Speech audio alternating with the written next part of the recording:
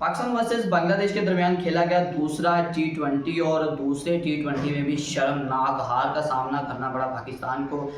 Toss जीता, toss जीत के एक अच्छा फैसला किया था यहाँ पर और इसके साथ ही दावत दे दी बैटिंग के लिए बांग्लादेश को। और बांग्लादेश ने पहले बैटिंग करते हुए 133 रन जो है वो बोर्ड पर लगा दिए। और हम ये सुनते हुए आ रहे थे कि शेर बंगाल जो स्टेडियम है उसकी जो पिचेस हैं उस पर 130 प्लस स्कोर इनफ है जीतने के लिए, बहुत ज़्यादा स्कोर है और वही हमने खा लिए।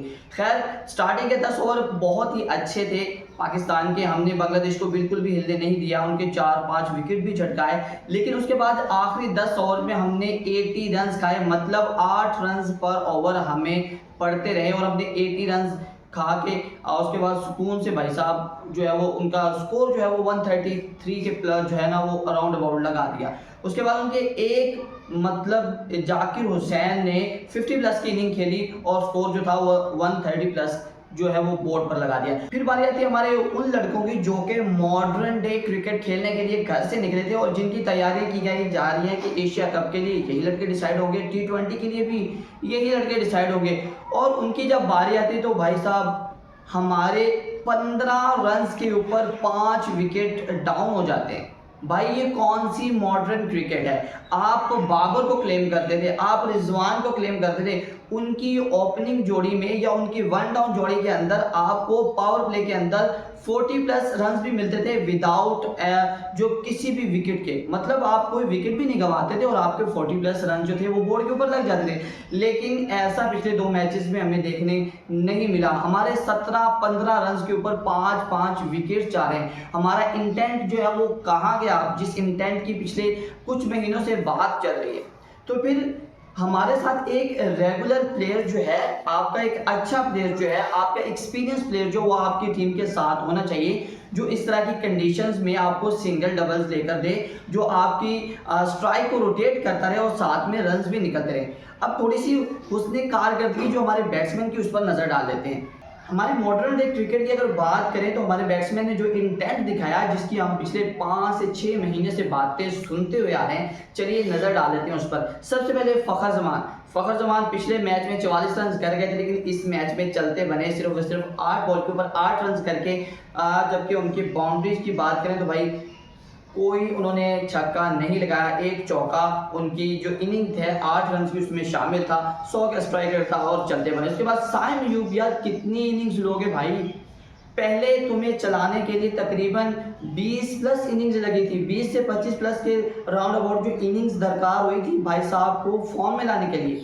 और अब जब से वापसी हुई है साइम अयूब की, तब से अभी तक भाई की फॉर्म नहीं लग रही, आ रहे और जा रहे, मतलब वो के मेहनत ही कर रहे हैं आने जाने की, अदरवाइज कुछ नहीं। चलिए जी बात कर लेते हैं मोहम्मद हारिस की, अपना जो मिस्टर गूगल है। मिस्टर गूगल ने फिर आए और आकर पहली बॉल पर ही चलते बने। पिछले मैच में भी कुछ नहीं किया और इस मैच में भी चलते बने। उसके बाद हमारे कप्तान जो कि मॉडर्न डे क्रिकेट को प्रेफर करते हैं, वो कहते हैं कि हम यही क्रिकेट खेलेंगे और इसी क्रिकेट को लेकर चलेंगे, ये हमारा प्लान, हम इस प्लान को डिसाइड कर लिया है और इसी प्लान के तहत हमने मॉडर्न डे क्रिकेट खेलनी है क्योंकि दुनिया इसी को फॉलो कर रही है। तो भाई साहब अपने सलमान अली आगा पिछले मैच में 3 रन करके गए थे और इस मैच के अंदर उन्होंने 9 रन किए हैं। 33 का स्ट्राइक रेट पिछली बार था, लास्ट जो मैच हुआ था टी20, और 39 का स्ट्राइक रेट भाई साहब का था। ये हमारे मॉडर्न डे क्रिकेट के कप्तान सलमान अली आगा हैं और वो भी आउट हो चुके हैं। उसके बाद हसन नवाज आते हैं, वो भी भाई साहब चलते बने विदाउट एनी रन। उसके बाद मोहम्मद नवाज भी चलते बने। फिर खुशदिल शाह की जो था वो थोड़ा सा था कि उन्होंने 13 रन कर दिए। फ़हीम अशरफ ने बहुत ही अच्छी इनिंग खेली, बहुत ही कमाल की इनिंग खेली इस टफ कंडीशन में। इस तरह की जो पिच थी, टर्निंग वाली पिच के ऊपर उन्होंने 32 बॉल के ऊपर 51 रन खेले और सेकेंड लास्ट ओवर में तकरीबन वो लास्ट कोई 2-1 आध बॉल पे वो बोल्ड हुए, जो बहुत ही गंदा वाला बोल्ड हुए। 159 का स्ट्राइक रेट था उनका और 159 के स्ट्राइक रेट में उनके 4 छक्के 4 चौके और 32 बॉल पर 51 रन थे और ये चलते बने। उसके बाद अब्बास अफरीदी, यार ये बंदा एंड पे आके 7वें 8वें नंबर पर आकर 20-25 रन आपको दे रहा है। एक बॉलर, इसको बैटिंग का पता ही नहीं है, जिसको ऑलराउंडर भी आप लोग नहीं कहते। तो आप लोगों को क्या है, जिनको आपने ऑलराउंड परफॉर्मेंस के लिए रखा है वो कुछ नहीं कर रहे, जिनको आपने बैट्समैन के लिए रखा है वो बैटिंग नहीं कर रहे। यहाँ पर अब्बास अफरीदी ने भी 13 बॉल के ऊपर 19 रन किए, एक छक्का और 2 चौके, 146 का स्ट्राइक रेट था। उसके बाद अहमद दानियल, अगर ये 3 बंदे रन ना करते, अहमद दानियल, फ़हीम अशरफ और उनके साथ जो दिया था अब्बास अफरीदी, इन तीनों के रन्स मिलाकर तकरीबन 70 प्लस बनते थे। अगर इनके रन्स निकाल दिए तो भाई आपकी सारी की सारी टीम, मुझे नहीं लगता कि 60 रन्स भी कर पाती। तो भाई सीरीज भी बढ़ गई, आपका सेकंड T20 भी बढ़ गया और आपका इंटेंट जो था वो तो भाई बिल्कुल ही बढ़ गया। मतलब ये कौन सी मॉडर्न डे क्रिकेट आप लोग खेल रहे हो जिसमें किसी चीज़ का कोई अता पता ही नहीं है। मतलब बात तो फिर वही कि जो है ना आके अटक जाती है कि यार आप टाइम दो नए लड़कों को, नए लड़के परफॉर्म करेंगे। भाई ये लाहौर की, पिंडी की रोड पिचेस नहीं है जहाँ पर आपके लड़के जो है वो अंधाधुंध परफॉर्म करेंगे, बड़े बड़े छक्के लगाएंगे, बड़े बड़े चौके लगाएंगे। ये शेर बंगाल स्टेडियम है, यहाँ पर भाई उन्होंने इंग्लैंड को टफ टाइम दिया, यहाँ पर उन्होंने ऑस्ट्रेलिया को टफ टाइम दिया और आप नए लड़कों के साथ चले गए। जबकि दुनिया का रूल्स ये रहा है कि जब भी नए लड़कों को मौका दिया जाता है उनके साथ एक्सपीरियंस खिलाड़ी भी रहते हैं ताकि आपका यंगस्टर जो है वो एक्सपीरियंस के साथ चले।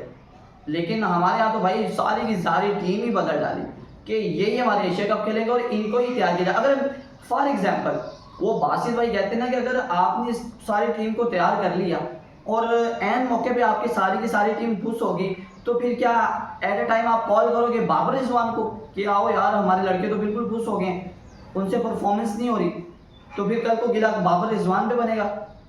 तो कहीं ना कहीं हमारी सिलेक्शन, कहीं ना कहीं हमारी जो पीसीबी वो इस चीज़ की जिम्मेदार है, वो जिस तरफ लगती है वो लगी जाती है, पीछे मुड़कर बिल्कुल नहीं देखती फिर वो सही कर रही है या गलत कर रही है। खैर जी, सीरीज हम हार चुके हैं, सेकंड T20 हम हार चुके हैं, परफॉर्मेंस हमारी 0/0 है। बॉलिंग में भी हमने 10 ओवर सही निकाले और 10 ओवर में हमने 80 रन दे दिए। खैर आपकी क्या ओपिनियन है आपने हमें नीचे कमेंट बॉक्स में जरूर बतानी है। फिलहाल के लिए इतनी मुलाकात होगी नेक्स्ट वीडियो में, तब तक के लिए अल्लाह हाफिज़।